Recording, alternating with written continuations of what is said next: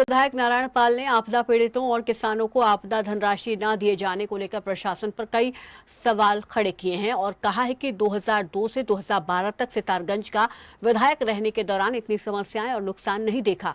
उन्होंने प्रशासन पर आपदा पीड़ितों को सही भूमि नहीं देने, किसानों की लगभग 500 एकड़ फसल बर्बाद होने और कोई ठोस योजना न होने के आरोप लगाए।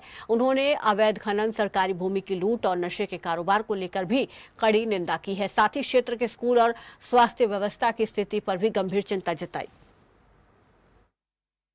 अरे थराली हो गया, हमारे यहाँ धराली हो गया, जोशीमठ है, नैनीताल है, और हरिद्वार और देहरादून से जो बीच में आपदा आई है, केदारनाथ है, बद्रीनाथ है, हमारा कौन सा इलाका डिस्टर्ब नहीं है?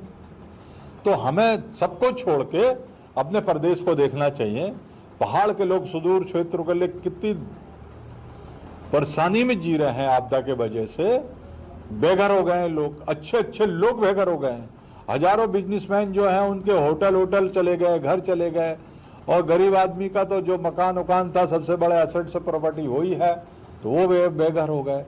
तो इसकी नीति तो बननी चाहिए, नहीं तो हम तो शक्तिवारम सितारगंज की अगर मैं बात करूं तो शक्तिवारम सितारगंज में 400-500 एकड़ जमीन लोगों की खराब हो गई है।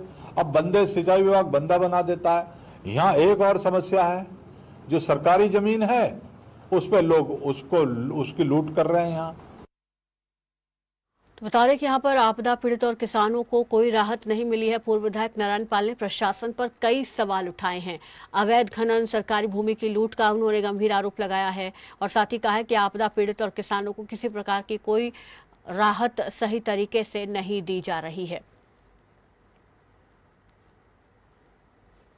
साथ ही उन्होंने कहा कि 2002 से 2012 तक इस तरीके की समस्याएं नहीं देखी जा रही थी, लेकिन अब तमाम तरीके की समस्याएं लोग देख रहे हैं। चलिए फिलहाल इस बुलेटिन में मेरे साथ बस इतना ही। दीजिए इजाजत, नमस्कार।